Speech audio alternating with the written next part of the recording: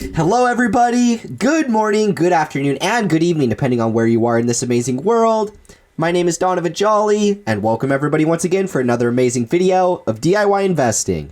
For today's video, I wanted to give you guys this update inside of the stock market and talk about a market that I don't often talk about on this channel.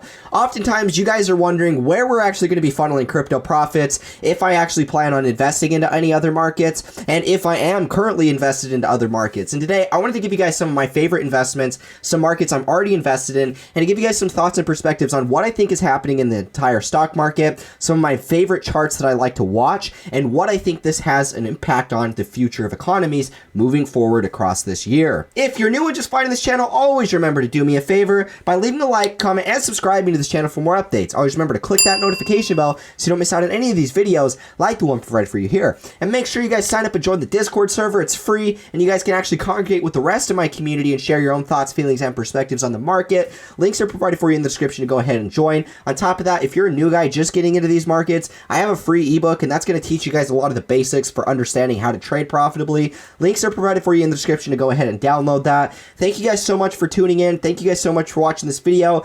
And with all that being said, let's jump right into this amazing video today.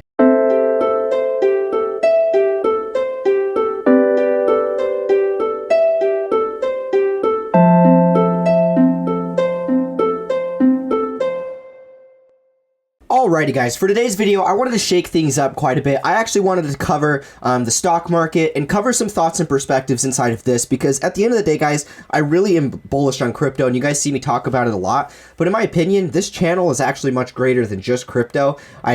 I'm actually really fond of a lot of other markets. I do research into other markets, and I plan ahead to invest into these other markets because at the end of the day, I don't want to be all in on crypto. I want to diversify that into other markets that can also grow me, a lot of gains, because at the end of the day, I used to be one of those closed-minded people that would make the argument that would say, oh, there's no point in buying stocks when you can invest in a crypto because stocks will never give you the same returns. When actually could not be further from the truth. The stock market will give you just as good of returns as crypto will. And the cool thing about the stock market is it's the most consistent market that we have in the entire world. And so you're going to be able to find tons of volatility. You're going to be able to find low caps, mid caps, high caps, and it's a much bigger market than crypto. And it's cool because a lot of people kind of overlook it, but at the end of the day, when I've taken the time to really just sit and look at the charts, analyze some thoughts, I found a lot of cool similarities between both crypto and the conventional stock market. So today, I want to talk about some of my favorite stocks, talk about what I think this means in the significance of the overall economy,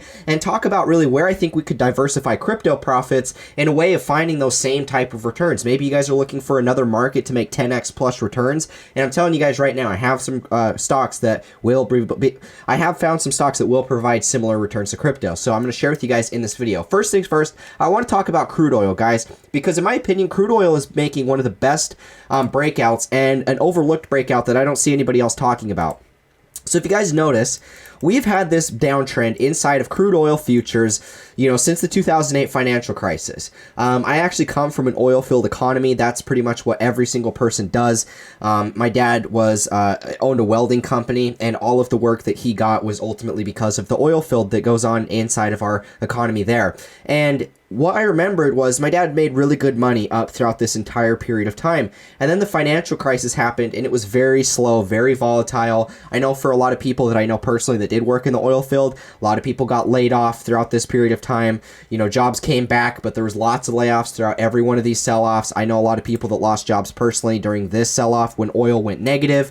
And so it's been a very volatile time. But one of the things I wanted to share with you guys is actually we've broken from this descending resistance that we've been in since July 1st of 2008.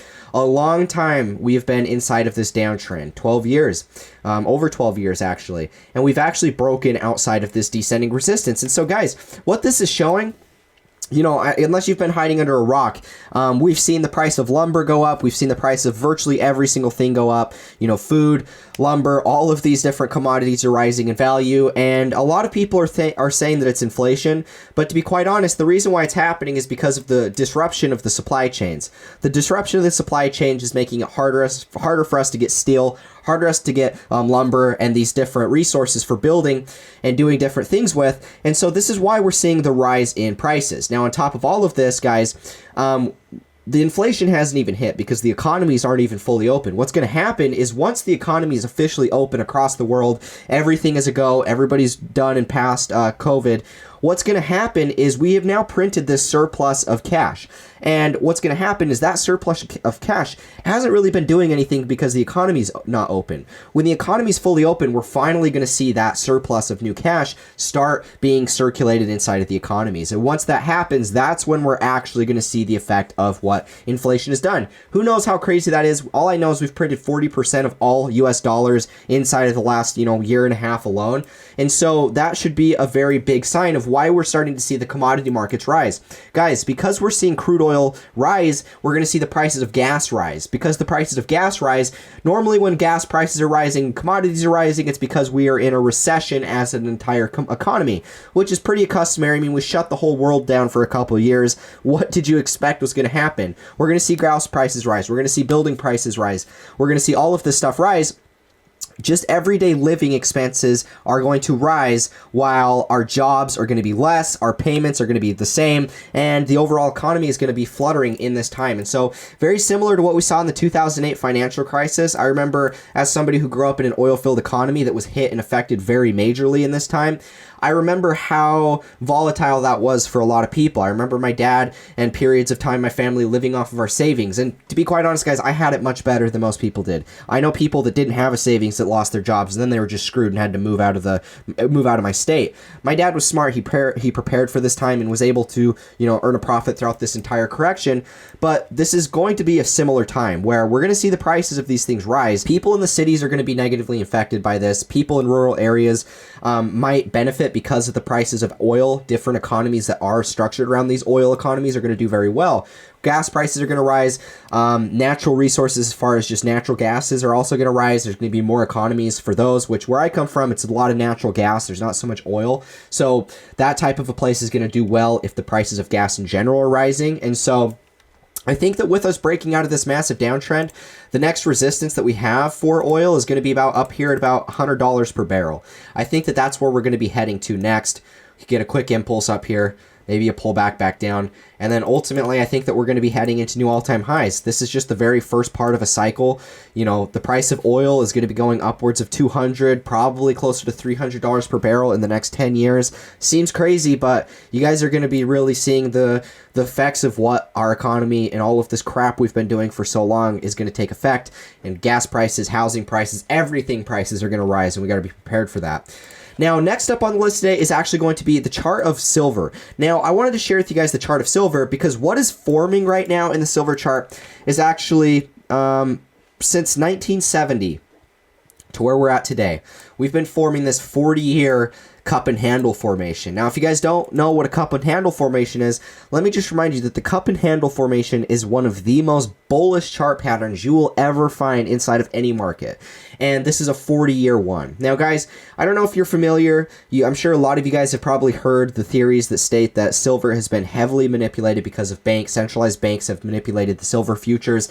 And silver is actually more undervalued than gold is because there's actually more utility for silver than there is gold. Silver is actually more scarce than there is gold. But because of the manipulation, we haven't seen that take effect. Now, guys, I think that the chart perfectly resembles this. And maybe not so much manipulation, but just the fact that this is a much greater accumulation cycle than what gold is showing. What we're seeing here is the top of the resistance. This is the way that you look for a cup and handle. You have the top of the resistance and you have these two peaks at resistance. The more symmetrical and the closer they are to each other, you don't want one to be clear up here and one to be lower, or you don't want, one to be up here and then one to be way low. You want them to be pretty symmetrical. You want them to be pretty much, identical from high to high. And the more symmetrical, the higher the probability of this pattern playing out. And so what you have is the top of the cup, and then you make this big rounded structure. This is the base of the bowl. We have price rally back up. We make the next high of the cup. And then if you guys notice, this is where we get the handle formation. Prices pull back, and normally prices will pull back to the 618, which is, 618 would have been up here. This pulled back to about the 786. But if we come all the way back down to the base of this from the beginning, It's also going to be a little bit closer to that 786, but it's, you know, right around that range. And so that's what you're going to see inside of a cup and handle, anywhere from the 618 to the 786, and that's pretty much what we saw right here. Really, the handle is going to retest the midway point inside of this cup, which is pretty much what we did here. Now, guys, if I share with you guys an example of a prior cup and handle that we've actually seen play out, this is an example of Dash, and this was a crypto that actually made this exact same chart pattern here. And I wanted to share this with you guys because, in my opinion, they're very much the same type of pattern here. Now, Dash, in the last cycle, did the same exact thing. Look how similar these two are. They make the same type of impulse. Impulse 1, Impulse 2. Impulse 1, Impulse 2, right? Then we go through the rounded period, same period here. And then we make our next attempt at the high, same here. We have our handle pullback, and then this is what happened to Dash. From that handle, from the bottom of that handle, Dash ended up going up about 175x. Do I think that's going to happen to silver? No, I don't. But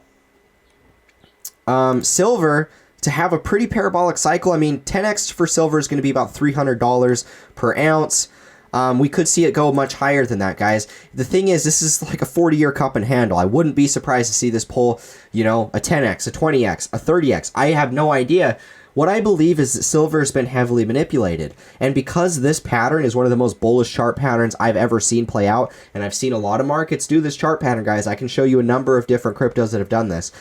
This is something that's brewing for a big, expansive move into price discovery. This is what happened with Dash. I do think that this is going to be the same thing to play out here inside of silver once again. We could see a multi-year bull market for silver. I don't know, but what I do strongly believe is this thing is setting up for some massive gains. Now, next up on the list today is actually going to be uranium, guys. Uranium is a market sector that I've been investing in because I believe commodities in general are severely undervalued, and we're going to see them go up a lot over the next decade. And uranium is going to be one of those sectors that I think is severely undervalued. Energy Fuels Incorporated is one that I got in really early. It's actually been my best performing stock of all time. In fact, it was the first stock I ever bought, and I'm up about 350% thus far. I bought at this green line down here, so pretty much the exact bottom. I'm going to hold this one long term. I didn't take a huge position, guys. I only put $500 in there, but you know, that $500 has gone up quite a bit, and I bought at such a low point that $500 could really turn into a lot of money if this turns into a move that ends up taking us all the way back up to these previous levels that we've hit, you know, 50x. You know, if we go to the previous all-time high, I'm looking at 150x. No matter what, that $500 is going to turn into a lot of money, and I'm going to be thankful for it regardless. And guys, this is the way a lot of these charts look. Massive sell-offs, massive crashes, but look at all the volume that's coming in at the terminal end of these corrections. This is a significant amount of volume, and this is happening when the market's at its lowest point. This is exactly what you want to see in deviation inside of a reversal in a bear trend. We've been in this massive bear market since 2008. We're starting to reverse. In my opinion, we're going to see these things go up a lot higher from here, and with the prices of oil, with the prices of lumber, with the prices of precious metals, everything is going up in value, guys. It literally doesn't matter, but I think that uranium is a very undervalued market that will see a lot of new growth and then a lot of new development in the next decade, and Energy Fuels Incorporated is going to be one of those. We have approached our first resistance here, so we might see continued consolidation. But regardless, guys, I think that this is still very undervalued in the grand scheme of things. I think that we're going to see a lot more upside from here. And this is going to be one of those stocks where you could very easily see crypto-like returns moving forward from here. Now, next up on the list today is going to be the first cannabis stock that I actually invested in, the second stock I ever bought. And I bought this one quite a while back, around $6 per share. I'm pretty sure it was around $5.50, which would have been about, you know, here approximately. I got this one around the exact same point I bought that uranium stock. And I really, really like the way that this setup is playing out. When I bought this, it was instant profit, and I pumped quite a bit. You know, I was up close to about 200% returns. I didn't sell anything. This is going to be one of my longer term holds with this cannabis investment. And I actually put more money into this cannabis stock than I did with the uranium one. And the reason being is because I am a little bit more familiar with cannabis. I don't know a ton about uranium in general. I just think it's an undervalued market. For me, cannabis, I know a little bit more about. I think that this holds a significant amount of adoption that's going to be taking place with the stocks in general. I don't think that really selling cannabis or opening your own store is going to be the greatest thing to do. I think that that trend is kind of past. But buying cannabis stocks of prior markets that have already opened that are producing cannabis, I think that those are going to be the great investment over the next decade. And really, guys, cannabis is really undervalued because from a federal standpoint, it's still illegal. It's still a Schedule, I think it's a Schedule 1 drug. And so it's really the highest scheduling you can ever get in America. And because of that, we have this deviation between state regulation and federal regulation where the states are, decriminalizing it, they're legalizing it. We're seeing medical use of cannabis across many states at this point. The majority of states are starting to adopt it to some degree. And because of this, it's showing that at some point soon, we're going to get the okay from a federal level where it's going to be decriminalized. It's no longer going to be a Schedule anything drug. I think that it'll just be open for, if not recreational, for sure medical use. And at that point, we're going to see these type of markets go up a lot. And so that's why I'm a little bit more bullish on cannabis than I am uranium. It's mainly just because I understand cannabis a little bit more than I do uranium. But regardless, I think all of these are going to do well. This is one that's only been around for a little while, since about 2016. This entire move is just the first market cycle it's ever had. This is a 1, 2, 3, 4, 5 Elliott wave impulse, followed by our first ABC correction back down.